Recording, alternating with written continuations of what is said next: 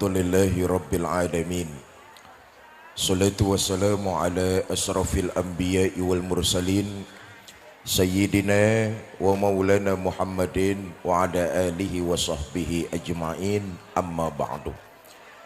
Yang mulia para ulama, para kiai, para asatiz dan asatizah, yang saya hormati para tokoh masyarakat, panitia peresmian sekaligus maulid serta DKM Musola Nurul Ikhlas, ibu bapak saudara-saudara kaum muslimin yang saya cintai.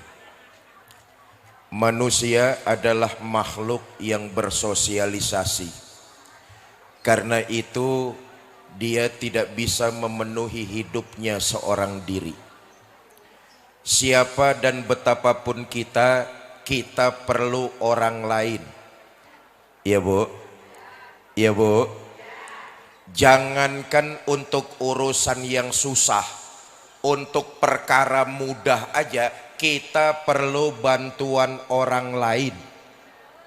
Apa contohnya? Nyengir. Hati-hati kalau udah bisa nyengir sendirian. Karena itu kita nih manusia makhluk bersosialisasi. Pantas Allah menyuruh dalam Al-Quran, lita'arafu, bergaul.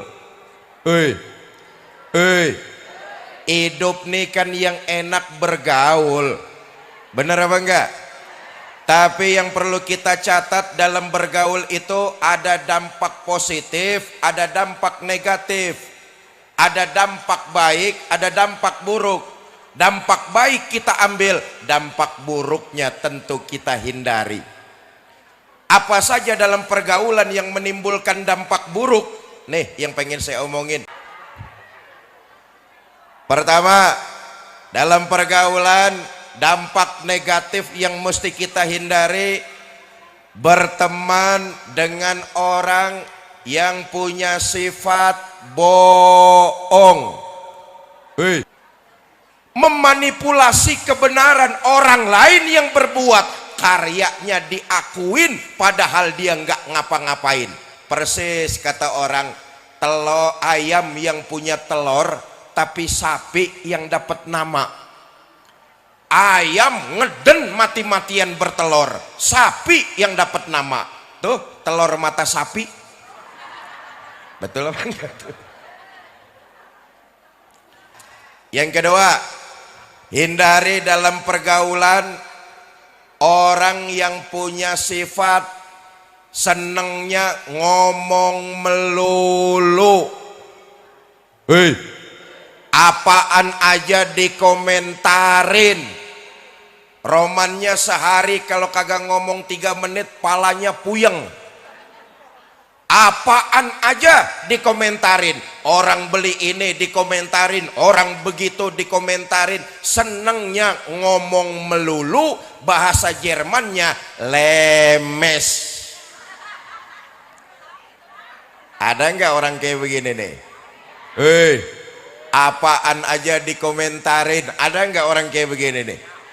Ada. Karena itu kenal aja boleh, tapi berkawan akrab jangan. Kenapa? Orang dikomentarin, bagaimana kita temennya? Nah, karena itu udah siang nih, saya singkat. Daripada kita ngomentarin orang lain, Bu, daripada kita ngomentarin orang lain, nih maulid saya mau ngajak mulai sekarang, basahkan lisan kita pertama dengan istighfar. Adalah junjungan kita baginda Nabi besar Muhammad sallallahu alaihi wasallam. Dosanya sudah mendapat jaminan ampun dari Allah, tapi istighfarnya sehari semalam enggak kurang 80 kali. Bahkan dalam riwayat yang lain dinyatakan bahwa baginda Nabi istighfarnya sehari semalam 100 kali. Dosa sudah mendapat jaminan ampun, tapi istighfarnya sehari semalam 100 kali. Apa keistimewaan istighfar? Pertama, Dia bisa menggempur kesalahan dan dosa yang sudah pernah kita kerjakan. Yang sekarang datang peresmian musola nih, ada nggak yang kagak pernah bikin salah nih? Hei, hei, ibu bapak yang datang ke sini nih, ada nggak yang kagak pernah bikin dosa nih? Semua kita pasti belepotan sama salah dan dosa, betul? Karena itu Islam agama yang memberikan harapan, roja. Apa diantaranya? Istighfar yang kita lakukan mampu menggempur kesalahan dan dosa yang pernah kita lakukan. La kabirata ma'al istighfar. Tidak ada dosa yang menggunung. Kalau dia digempur terus dengan istighfar, insya Allah lama-lama bakalan habis. Wala saghirata ma'al istimrar. Tapi nggak ada kesalahan kecil yang terus dikerjain lalu didiemin, nggak pernah istighfar, tambah lama kesalahan dan dosa itu numpuk, lama-lama jadi gunung juga. Yang kedua, keutamaan dari istighfar, Allah akan memberikan dan mencukupkan kehidupan kita dari jalan yang tidak kita sangka-sangka. Sebuah riwayat menceritakan, Bu, adalah ulama besar Imam Ahmad bin Hambal. Ibu kenal Imam Ahmad bin Hambal? Kenalan di mana lo? Kenal. Adalah Imam Ahmad bin Hambal. Satu hari hatinya pengen banget datang ke kota Baghdad. Padahal di Baghdad Imam Ahmad bin Hambal nggak punya keluarga, nggak ada murid, nggak punya teman. Tapi hatinya pengen banget datang ke kota Baghdad.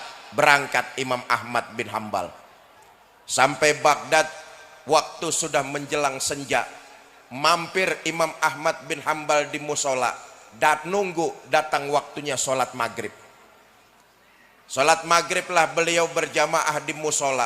Selesai sholat maghrib berjamaah, tadarus Quran. Datang waktu sholat isya berjamaah, ikut sholat isya berjamaah di musola. Selesai wirid, zikir, doa, Imam Ahmad bin Hambal ngelepas jubahnya, ngelipet sorbannya, dijadiin bantal. Beliau pengen istirahat, lagi pengen rebahan di musola. Datang merbot. Kata merbot, Pak, nggak boleh tidur di dalam musola. Musola tempat sholat, kalau mau tidur di luar saja. Kata Imam Ahmad bin Hambal, saya ini musafir, datang dari jauh, saya mau istirahat sebentar aja. Kata merbot, nggak boleh. Sholat isya udah selesai, sebentar lagi lampu musola saya matiin, pintu mau saya kunci-kunciin. Kalau mau tidur di luar aja, jangan di dalam musola. Ya Allah, ulama besar sekelas Imam Ahmad bin Hambal dimaki-maki merbot. Merbot suwe. Keluar Imam Ahmad bin Hambal dari musola. Sampai pinggir jalan Imam Ahmad celingukan. Ya pantas Imam Ahmad bin Hambal celingukan. Di Baghdad dia nggak punya keluarga, nggak punya teman, nggak punya santri. Celingukan sampai pinggir jalan. Lagi celinguk di pojok musola ada orang lagi dagang martabak. Dipanggil, Pak sini. Dihampiri oleh Imam Ahmad bin Hambal. Kata pedagang martabak, kelihatannya bapak bukan orang sini ya. Bapak ke Baghdad mau ngapain? Saya juga bingung. Lah, bagaimana urusannya? Ini malam mau nginep di mana Pak? Saya nggak punya rencana. Saya dari kampung, hati saya pengen banget datang ke sini nih. Tapi sampai sini saya bingung. Keluarga nggak ada, kenalan nggak punya. Saya nggak tahu mesti ngapain. Ibaklah pedagang martabak. Kata pedagang martabak, ya udah kalau bapak nggak punya rencana, ntar malam nginep aja di rumah saya. Tapi nunggu saya selesai dagang martabak dulu. Ya Allah, Imam Ahmad bin Hambal, ulama besar, dimaki-maki merbot nemenin orang dagang martabak. Selesai dagang, pulanglah mereka berdua. Ngineplah Imam Ahmad bin Hambal di rumah pedagang itu. Berapa lama? 3 hari lamanya. Sepanjang itu Imam Ahmad bin Hambal kagum. Kenapa? Tidak ada waktu terbuang percuma oleh pedagang martabak dari lisannya. Selalu istighfar kepada Allah Subhanahu wa ta'ala. 3 hari Imam Ahmad bin Hambal pamit mau pulang. Pak, saya pamit. Udah 3 hari saya terima kasih dikasih nginep. Cuma sesama saudara muslim, saya mau tanya. 3 hari saya nginep di rumah bapak, saya lihat ibadah bapak biasa aja. Sholat ya yang rawatib doang. Yang rawatib doang, ngerti rawatib doang. Zohor, asar, maghrib, isya, subuh. Ba'diyah, qobliyahnya kagak. Sholat saya lihat yang rawatib doang. Ngaji, tadarus Quran saya dengerin juga cuma seainan doang. Tapi 3 hari saya nemenin bapak, saya nggak pernah kosong lihat bapak, lisannya selalu istighfar kepada Allah. Ngomong-ngomong udah lama pak ngamalin istighfar. Kata pedagang martabak, ya belum lama amat sih, palingan juga baru 30 tahun. Kata Imam Ahmad bin Hambal, Pak, segitu lama ngamalin istighfar, apakah hajat dan kebutuhan bapak dipenuhi oleh Allah? Mengkelap pedagang martabak nih. Kata pedagang martabak, walaupun saya kelihatannya cuma dagang martabak, tapi karena saya mendawamkan istighfar, alhamdulillah anak saya sekolah tinggi-tinggi, lulus semua, kebutuhan saya dicukupi oleh Allah, walaupun ikhtiar saya cuma dagang martabak doang. Makin penasaran Imam Ahmad bin Hambal, Pak, kira-kira masih ada nggak kepengenan bapak yang belum dikabul Allah? Ada. Di kampung Ano saya dengar ada ulama besar, ilmunya luas, muridnya banyak. Saya pengen banget bertemu dan silaturahmi dengan ulama tersebut, ngambil berkah. Cuma karena saya dagang belum sempat, nggak ada waktu. Padahal hati saya pengen banget datang bersilaturahmi tabarukan kepada ulama tersebut. Kata Imam Ahmad bin Hambal, kalau boleh saya tahu tuh ulama namanya siapa Pak? Ahmad bin Hambal. Sadarlah Imam Ahmad bin Hambal bahwa istighfar yang selalu didawamkan oleh pedagang martabak ini mengantarkan kakinya datang untuk jejak di kota Baghdad. Bukan cuma menginjakkan kaki di kota Baghdad, Imam Ahmad bin Hambal nginep di rumah orang yang mendawamkan istighfar, yaitu pedagang tersebut. Satu, daripada mulut kita ngomentarin orang lain, mendingan perbanyak istighfar. Yang kedua, daripada kita ikut ngomentarin orang lain, lebih baik mulai saat ini dan seterusnya perbanyak pembacaan sholawat kepada baginda Nabi besar Muhammad Sallallahu Alaihi Wasallam. Ibu bapak saudara-saudara, jujur sebagian besar kita sekarang ini baru cuma sekedar pinter ngaku jadi umat Nabi. Sebagian besar umat Islam baru sekedar pinter ngaku umat Nabi. Tentu yang namanya ngaku boleh, mudah, murah, siapa juga bisa tibang ngaku. Bu, persoalannya di akhirat nanti kita diaku umat Nabi Muhammad apa enggak, itu masalah utama tuh. Yang namanya ngaku siapa aja boleh. Bu, nih saya tanya nih, ibu-ibu nih yang datang di musola Nurul Ikhlas nih, kenal nggak sama Jokowi? Ngaku tuh. Jokowi kenal sama ibu? Kasihan deh lo. Apa bedanya kita? Kita nih baru pinter ngaku umat baginda Nabi. Tapi persoalan besarnya di akhirat nanti kita diaku apa enggak, itu yang jadi masalah utama. Nih kaitannya peresmian musola kita tercinta. Di antara sekian banyak ciri kalau kita mau diaku pengikut baginda Nabi, satu saja, rukaan sujada, ruku dan sujud. Orang yang mendirikan sholat, sholatnya dilakukan dengan tata cara yang benar, khusyuk, tumaknina, syarat dan rukunnya diikutkan, maka muslim yang seperti ini insya Allah di akhirat nanti dia akan diaku sebagai umat baginda Nabi besar Muhammad. Kenapa? Modalnya udah punya. Apa modalnya? Sholat. Syafaat itu penambal. Namanya penambal, kita kudu punya modal. Jangan ngarep sholat di larangan kagak pernah, ntar di akhirat ngarepin syafaat Nabi. Halu. Tahu halu? Modalnya rukaan sujada, ruku dan sujud, mendirikan sholat ketika hidup di alam dunia. Apalagi kita nih, kampung kita kampung larangan ya. Tadi sudah diresmikan penggunaan musola untuk melaksanakan salah satu kewajiban kita, sholat berjamaah. Ini kita makmurin musola kita nih.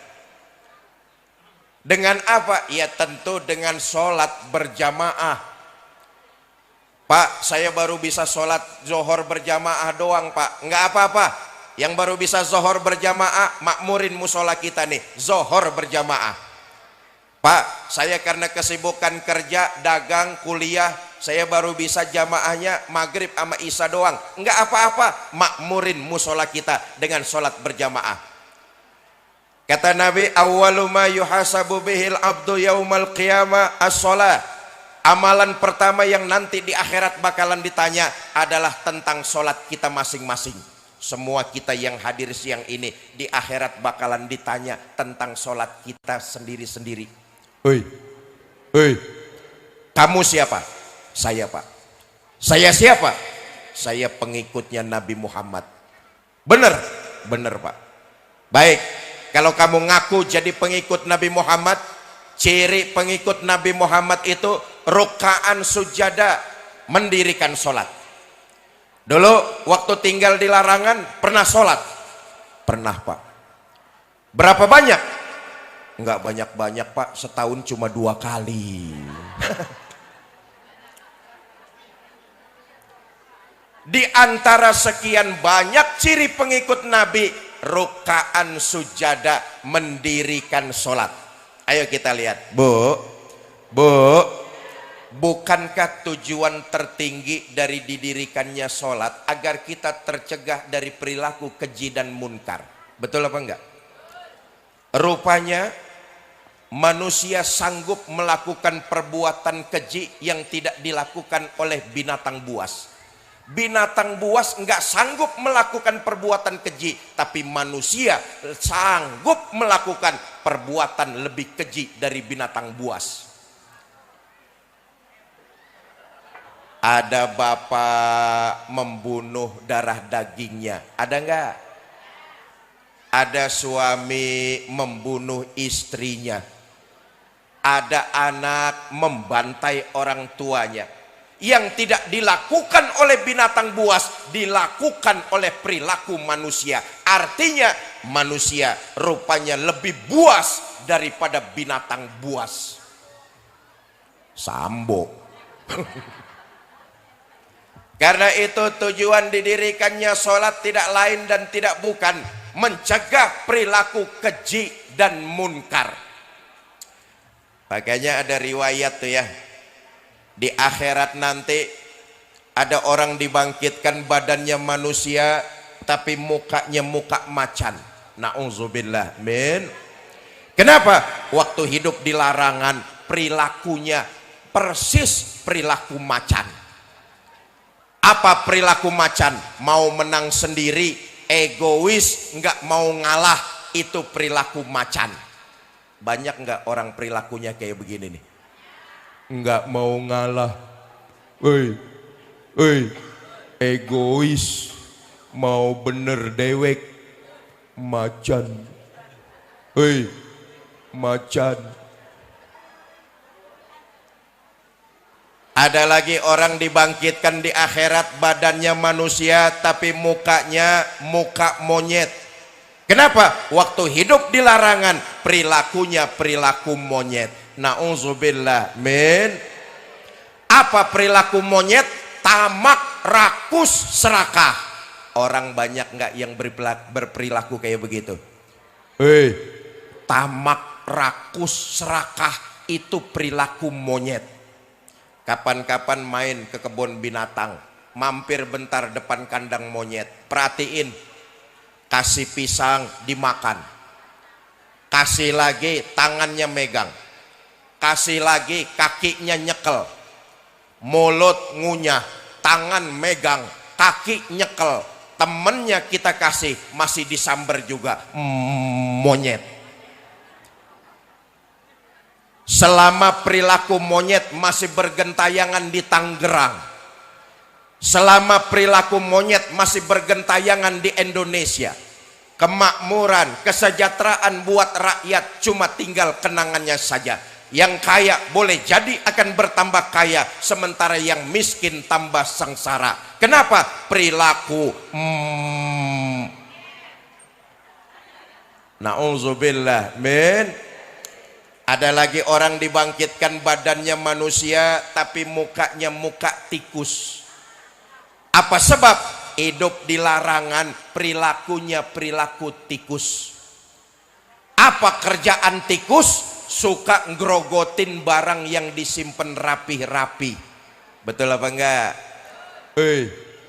Tikus ngerogotin barang yang disimpan rapi-rapi. Beras rakyat ditaruh di Bulog, digerogotin tikus. Duit rakyat disimpan di bank, digerogotin tikus. Laki naruh duit di bawah cilepan kaos. Ayo lo ngaku, lo ngaku.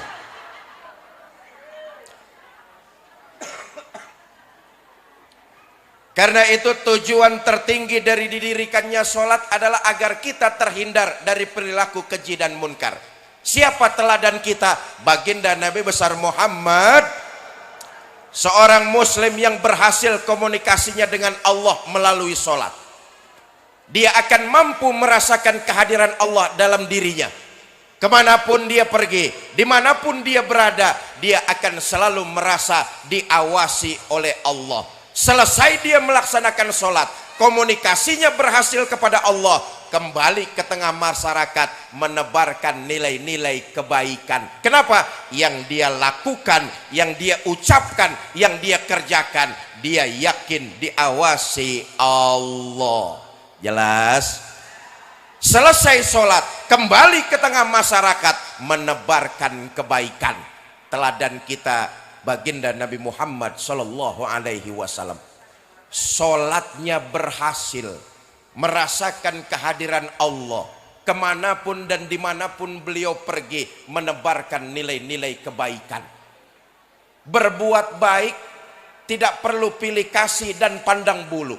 Seorang muslim yang sholatnya berhasil dalam berbuat baik, dia nggak perlu pilih kasih dan pandang bulu. Jangankan kepada orang sekampung, jangankan kepada orang satu daerah, kepada orang lain agama, dia terus akan berbuat kebaikan. Adalah junjungan kita baginda Nabi besar Muhammad Sallallahu Alaihi Wasallam. Beliau mengajarkan kepada kita umatnya dalam berbuat baik, jangan pilih kasih, nggak perlu pandang bulu. Hatta kepada orang lain agama, kita terus harus berbuat kebaikan. Di pojok kota Madinah ada Yahudi tua, buta. Tiap hari Nabi datang nyuapin makanan. Kita lihat deh. Bu, Nabi aslinya orang Mekah. Betul apa enggak? Ini orang aslinya orang Madinah. Nabi pemimpinnya orang-orang beriman. Sementara ini orang Yahudi kelotokan. Tiap hari Nabi datang nyuapin makanan. Lagi enak-enaknya disuapin sama Nabi, ini Yahudi dengar di depannya ada orang lewat. Berdiri dia pidato. Bang, yang barusan lewat di depan saya, hati-hati. Kalau ketemu Muhammad, jangan dipercaya omongannya. Muhammad tukang bohong. Padahal yang lagi nyuapin dia, junjungan kita baginda Nabi besar Muhammad. Marah Nabi dengar kayak begitu? Enggak. Merah kuping Nabi? Enggak. Nabi terus nyuapin makanan dengan penuh kelembutan. Allahumma sholli wa sallim wa barik. Besok Nabi datang lagi nyuapin makanan. Lagi enak-enaknya disuapin sama Nabi. Nih Yahudi dengar di depannya ada orang lewat. Berdiri dia pidato lagi. Bang, yang barusan lewat di depan saya, hati-hati kalau ketemu Muhammad. Jangan dipercaya omongannya. Muhammad tukang sihir. Nabi terus nyuapin dengan penuh rasa memuliakan. Saya tanya nih orang-orang larangan, kira-kira masih mau nyuapin nggak kalau yang kita suapin caci maki kita? Suapin aja terus, tapi makanannya campurin racun dikit. Kan nggak perlu pilih kasih, nggak perlu pandang bulu. Kenapa? Perbuatan baik yang kita kerjakan hakikatnya akan kembali buat diri kita. Sementara perbuatan jahat yang kita lakukan itu pun akan menimpa buat diri kita sendiri. Nih kayak ini nih, insya Allah hadir di sini ibu bapak semua dicatat sebagai perbuatan baik. Amin. Dicatat sebagai sebuah ibadah. Amin. Dilipat gandakan pahalanya di sisi Allah Subhanahu wa ta'ala. Karena itu tujuan utama didirikannya sholat agar kita terhindar dari perilaku keji dan munkar. Supaya apa ini kita kerjakan? Mengharap keridhaan Allah, dan di akhirat nanti semua kita diaku sebagai umat baginda Nabi besar Muhammad sallallahu alaihi wasallam. Yang kedua, teladan kita selain sholat yang kita contoh dari baginda Nabi adalah ibadah yang mesti kita perkuat. Bu, ibadah yang kita lakukan ini bukan untuk menyenangkan Allah, tapi lagi-lagi kembali buat diri kita. Perbuatan baik yang kita lakukan bukan untuk menggembirakan Allah, tapi itulah ladang pahala sebagai bekal ketika kita meninggalkan alam dunia. Karena itu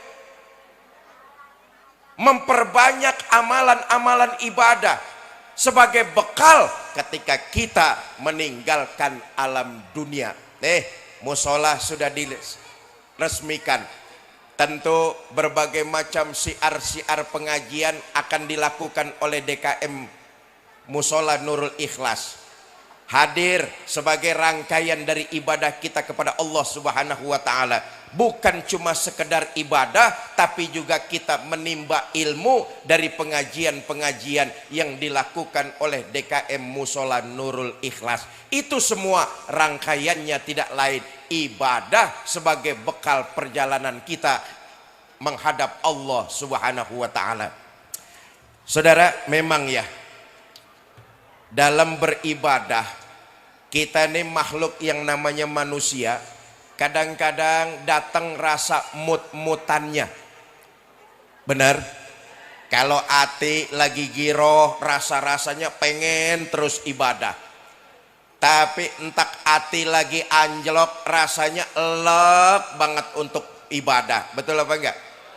Pertama, mohonlah doa kepada Allah agar dikuatkan. Yang kedua, kita harus sadar bahwa godaan iblis laknatullah alaih emang gak bakalan diem terhadap orang-orang yang rajin ibadah. Nih, ibu datang ngikutin peresmian masjid ama maulid di peresmian musola ama maulid di Nurul Ikhlas. Apa dipikir iblis seneng nih ibu datang di sini nih? Oh, bencinya bukan main. Saudara, perlu saya tekankan, masjid, musola, pengajian itu bukan daerah bebas zona iblis.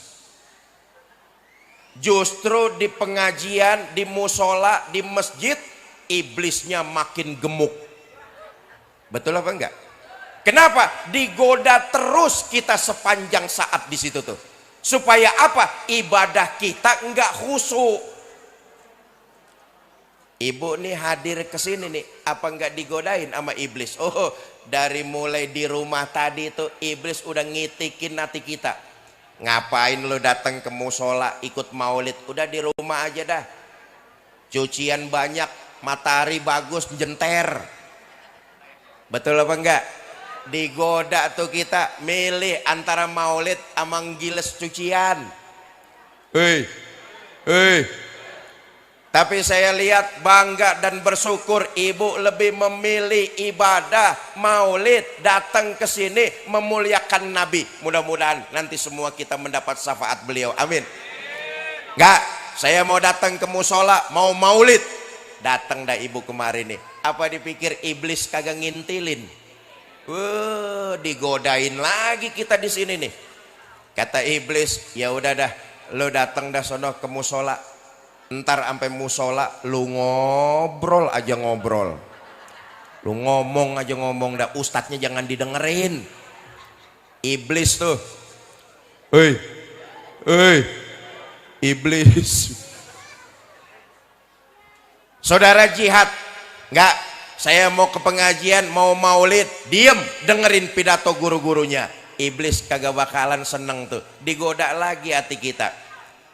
Ya udah, lu ntar sampai pengajian, sampai musola kagak usah ngobrol, diem aja, duduk nyender tapi pules. Karena itu pesan saya, pertama, teruslah memohon kekuatan kepada Allah dalam beribadah. Yang kedua, ketahuilah bahwa memang tipu daya iblis selalu ingin menggagalkan niat ibadah kita. Apa tujuan iblis? Tidak lain mencari teman sebanyak-banyaknya dari kalangan kita manusia yang nemenin mereka di neraka. Na'udzubillah min. Kalau kita sadar akan tipu daya iblis, insya Allah semangat kita untuk beribadah sedikit demi sedikit akan bangkit lagi, dan insya Allah kita akan istiqomah dalam beribadah. Ibu bapak, ini saja yang dapat saya sampaikan. Mudah-mudahan ada manfaat, lebih kurang saya mohon maaf. Wallahul muwafiq ila aqwamit thariq. Assalamualaikum warahmatullahi wabarakatuh.